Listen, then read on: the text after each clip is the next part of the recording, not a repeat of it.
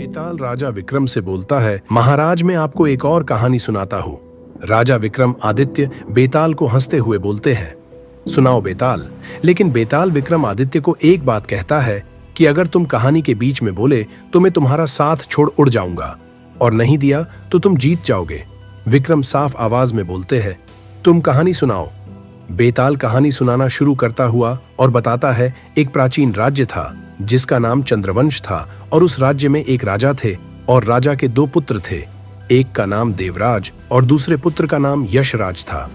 लेकिन दोनों पुत्र में एक एक खास कला थी। देवराज के पास बुद्धि और सारे जगत का ज्ञान भरपूर था और यशराज काफी बलवान थे। उन्होंने जितने युद्ध किए आज तक कभी नहीं हारे थे।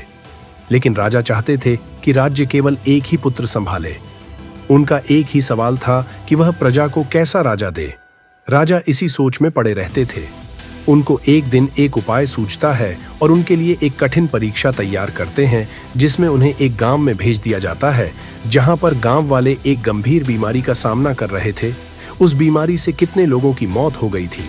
उनका कार्य यह था कि वह इस बीमारी को जड़ से खत्म करे, यानी उस बीमारी का इलाज ढूंढे।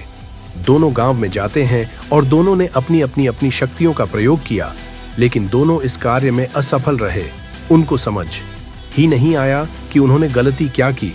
वह परेशान हो गए। वह इस नाकामी से दुखी थे। लेकिन और तभी एक आर्षी वहां आते हैं और बोलते हैं कि इस गांव को ज्ञान और शक्ति दोनों की आवश्यकता है।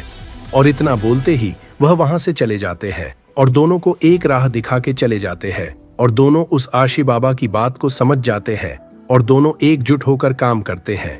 यानी देवराज अपने ज्ञान का प्रयोग कर रोगियों की सेवा और उनकी दवाइयों का प्रबंधन करता है, उनका इलाज करता है, और यशराज अपनी शक्तियों का प्रयोग करके कठिन से कठिन कार्यों को आसान और गांव वाले की रक्षा करता है।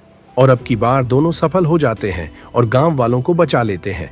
बेताल बोलता है, बताओ विक्रम, अब इन दोनों में से राजा कौन बनेगा?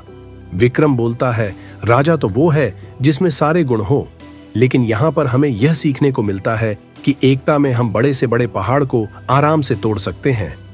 बेताल हल्की हंसी के साथ तुमने फिर जवाब दिया और हंसते हुए उड़ जाता है।